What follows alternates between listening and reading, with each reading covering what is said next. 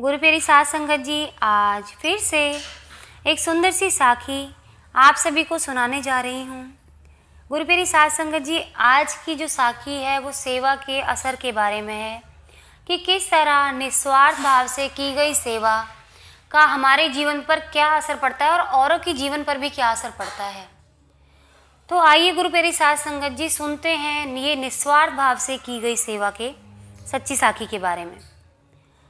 ये साखी है वासुबाई और वीणा बेन की, जो कि पेशे से डॉक्टर थे। ये मेडिकल कॉलेज में एक साथ पढ़ते थे। इनकी शादी भी वहीं हुई, मेडिकल कॉलेज में एक दूसरे को पसंद किया, माँ बाप की मर्ज़ी से इनकी शादी हुई।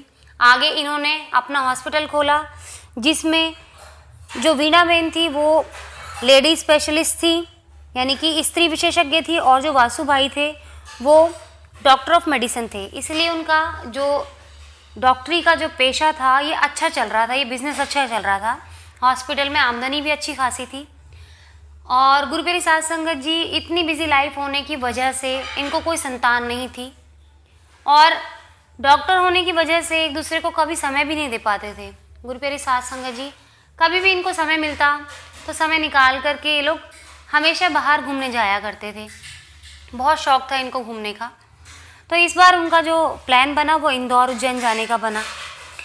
अब इंदौर उज्जैन जाने का इनका जो पहले से प्लान बना हुआ था, ये मेडिकल कॉलेज में जिस टाइम पढ़ते थे तो उस टाइम ही इन्होंने इंदौर के बारे में काफ़ी सुना था कि इंदौर की कुछ चीज़ें बहुत ही प्रसिद्ध हैं। इंदौर में 56 दुकान पर मिलने वाली मिठाइयों और नमकीन, इसके बारे में उन्होंने बहुत सुना था। तो गुरु प्यारी साध संगत जी, इन्होंने प्लान बना लिया और निकल पड़े इंदौर जाने के लिए। यात्रा पर निकले, आकाश में बादल घुमड़ घुमड़ कर रहे थे, यानी कि बारिश का मौसम बन चुका था। मध्य प्रदेश की सीमा लगभग 200 किलोमीटर दूर थी। बारिश शुरू हो चुकी थी। मध्य प्रदेश सीमा से 40 किलोमीटर पहले छोटा शहर पार करने में थोड़ा सा इनको वक्त लगा। कीचड़ और भारी यातायात में बड़ी कठिनाई से दोनों ने रास्ता पार किया। खाना मध्य प्रदेश में जाकर करने का विचार था, लेकिन चाय पीने का समय हो चुका था। उस छोटे शहर से 4-5 किलोमीटर आगे निकले, सड़क के किनारे एक छोटा सा मकान दिखाई दिया, जिसके आगे वेफर्स के पैकेट लटक रहे थे। उन्होंने सोचा कि शायद कोई होटल है। वासुभाई ने वहीं पे गाड़ी रोकी, दुकान पे गए, कोई नहीं था। आवाज़ लगाई, अंदर से एक महिला आई। उनसे पूछा क्या चाहिए। उन महिला ने पूछा वासुभाई से कि आपको क्या चाहिए। तो वासुभाई ने 2 वेफर्स के पैकेट लिए और कहा, बेन 2 कप चाय बना देना, थोड़ी जल्दी बना देना, हमको दूर जाना है। पैकेट लेकर के गाड़ी में आए। वीणा बेन और दोनों ने पैकेट के वेफर्स से नाश्ता किया। चाय अभी तक आई नहीं थी। दोनों निकलकर दुकान में रखी हुई कुर्सियों पर बैठे। वासुभाई ने फिर आवाज़ लगाई। थोड़ी देर में वो महिला अंदर से आई।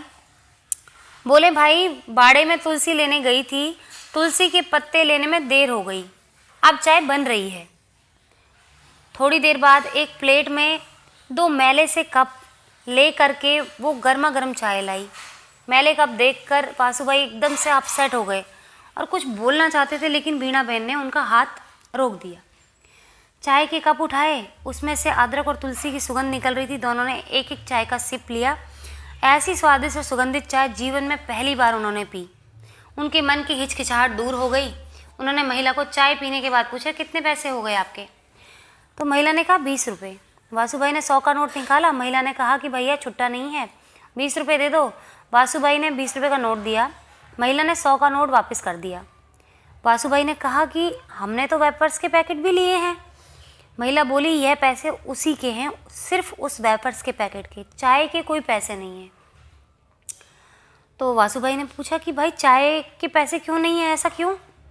तो उन्होंने कहा कि भाई साहब, हम चाय नहीं बेचते, हमारे पास दूध नहीं था, बच्चे के लिए दूध रखा था, तो मैंने उसी बच्चे के दूध से आपके लिए चाय बना कर दी, क्योंकि हमारे यहाँ मेहमान को भगवान का स्वरूप मानते हैं, तो इसीलिए मैंने अपने बच्चे के हक के दूध की चाय आपको बना के पिला दी। तो वासुभाई दंग रह गए। उन्होंने पूछा कि आपने दूध की चाय हमें पिला दी, तो बच्चे को क्या पिलाओगे? तो इस पर वो बोलती हैं कि एक दिन दूध नहीं पिएगा तो मर नहीं जाएगा, इसके पापा बीमार हैं, वो शहर जाकर दूध ले आते, पर उनको कल से बुखार है, आज अगर ठीक हो जाएगा तो कल से सुबह जाकर दूध ले आएंगे। वासुभाई उनकी बात सुनकर सन्न रह गए। इस महिला ने होटल ना होते हुए भी अपने बच्चे के दूध से चाय बना दी, और वह भी केवल इसलिए कि मैंने कहा था, अतिथि के रूप में आकर। संस्कार और सभ्यता में महिला मुझसे बहुत आगे है। कहाँ मैं उसको ये सोच रहा था उसके मैले कप देख के कि कैसे गंवार लोग हैं, लेकिन वो तो मुझसे कहीं आगे निकली। उन्होंने कहा कि हम दोनों डॉक्टर हैं, आपके पति कहाँ हैं, हमें बताएं। हमको महिला भीतर ले गई, यानी कि वासुभाई अब यहाँ बताने लगे कि हमें वो महिला अंदर ले गई। अंदर गरीबी पसरी हुई थी, एक खटिया पर सज्जन सोए हुए थे, बहुत ही दुबले पतले। वासुभाई ने जाकर उनका मस्तक संभाला, यानी कि उनके माथे पर हाथ लगा के देखा। माथा बहुत गर्म हो रहा था और काँप रहे थे। वासुभाई ने अपनी गाड़ी में से दवाई निकाली, बैग लेकर आए, उनको 2-3 टैबलेट निकाल के दवाई खिलाई, फिर कहा कि इन गोलियों से इनका रोग ठीक नहीं होगा, मैं पीछे शहर में जाकर के इंजेक्शन लेकर आता हूँ और एक बोतल लेकर आता हूँ। मीना बहन को उन्होंने मरीज़ के पास बैठने को कहा, गाड़ी लेकर गए। आधे घंटे में शहर से बोतल इंजेक्शन लेकर आए और साथ में दूध की थैलियाँ भी लेकर आए। मरीज को इंजेक्शन लगाया, यानी कि उस गरीब महिला के पति को इंजेक्शन लगाया, बोतल चढ़ाई, और जब तक बोतल लगी दोनों वहीं बैठे रहे। एक बार और तुलसी और अदरक की चाय बनी। थोड़ा सा दूध उस औरत ने बचा के रखा हुआ था उसी बच्चे के हिस्से का, तो वो दोबारा से उसने चाय बनाई। दोनों ने चाय पी और उसकी तारीफ़ की।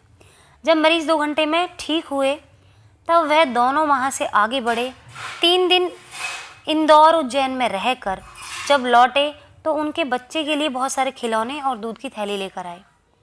वापस उस दुकान के सामने रुके, महिला को आवाज़ लगाई तो दोनों बाहर निकल करके उनको देखकर बहुत खुश हो गए। उन्होंने कहा कि आपकी दवाई से दूसरे दिन ही बिल्कुल स्वस्थ हो गए हैं मेरे पति। वासुभाई ने बच्चे को खिलौने दिए, दूध के पैकेट दिए, फिर से चाय बनी, बातचीत हुई, अपनापन बना। वासुभाई ने अपना एड्रेस कार्ड दिया, कहा जब भी आओ ज़रूर मिलना, और दोनों वहाँ शहर की ओर लौट गए। शहर पहुंचकर वासुभाई ने उस महिला की बात याद रखी, फिर फैसला किया। अपने अस्पताल में रिसेप्शन पर बैठे हुए व्यक्ति से कहा, अब आगे से आप जो भी मरीज आए केवल उनका नाम लिखेंगे, फीस नहीं लेंगे, फीस मैं खुद लूँगा। और जब मरीज आते तो अगर वह गरीब मरीज होते तो उनसे फ़ीस लेना बंद कर दिया, केवल संपन्न मरीज देखते तो ही उनसे फ़ीस लेते। धीरे धीरे शहर में उनकी प्रसिद्धि फैल गई। दूसरे डॉक्टरों ने सुना, उन्हें लगा कि इस कारण से हमारी प्रैक्टिस कम पड़ेगी और लोग हमारी निंदा करेंगे। उन्होंने एसोसिएशन के अध्यक्ष से कहा। एसोसिएशन के अध्यक्ष डॉक्टर वासुभाई से मिले। उन्होंने कहा कि आप ऐसा क्यों कर रहे हैं। तब वासुभाई ने जो जवाब दिया उसको सुनकर वो भी चकित रह गए। वासुभाई ने कहा, मेरे जीवन में हर परीक्षा में मैं मेरिट की पोजीशन पर आता था, पहली पोजीशन पर आता था।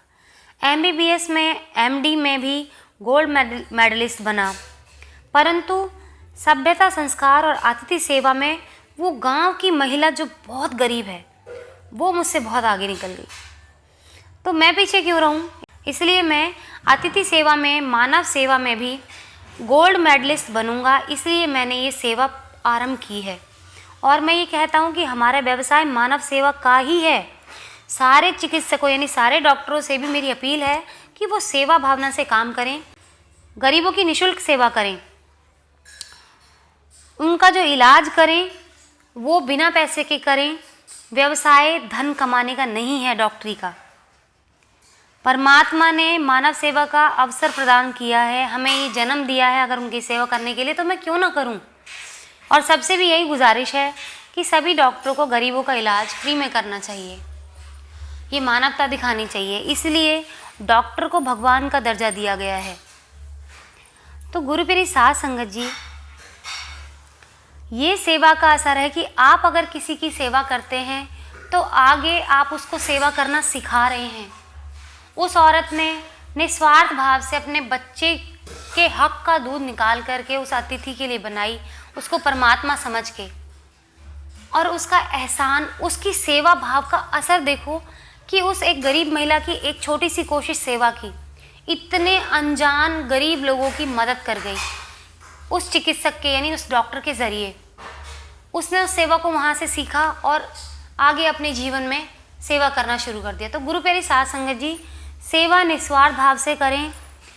आप किसी की सेवा करेंगे, छोटी ही सेवा करें, लेकिन उसका पुण्य फल कितना बड़ा हो गया। आपने भी देखा इस कहानी में, इस साखी में, कि उस औरत का पुण्य फल कितना हो गया कि उसने एक छोटी सेवा की, लेकिन आगे किसी को सेवा सिखाई और उसने सेवा की। तो पूरा पुण्य कर्म का फल किसको जाएगा? उस औरत को, जिसने वो सेवा का मैसेज दिया, संदेश दिया, किसी को सेवा सिखाई। तो गुरु प्यारी साध संगत जी, इसी तरीके से हमें सेवा के लिए लोगों को प्रेरित करना है कि निस्वार्थ भाव से सेवा करें। आप इस तरह से पुण्य करेंगे तो आपको यूं 84 में भटकना नहीं पड़ेगा, भव सागर से आप यूं ही तर जाएंगे और गुरु प्यारी साध संगत जी 10वां द्वार भी आपके लिए खुल जाएगा। तो गुरु प्यारी साध संगत जी, निस्वार्थ भाव से सेवा करें, किसी लालच में कोई सेवा ना करें, सब में परमात्मा का रूप देखकर आप सेवा करें। तो गुरु प्यारी साध संगत जी, आज इसी के साथ मैं अपनी इस साखी को यहीं समाप्त करना चाहूँगी और मिलती हूँ फिर आपसे अगली वीडियो में एक नई साखी और शब्द के साथ। तब तक के लिए मुझे आशीर्वाद देते रहें कि मैं आपको यूं ही शब्द और साखियाँ सुनाती रहूं, और कमेंट सेक्शन में जाकर प्लीज़ मुझे बताएं कि आप कौन सा शब्द सुनना चाहते हैं।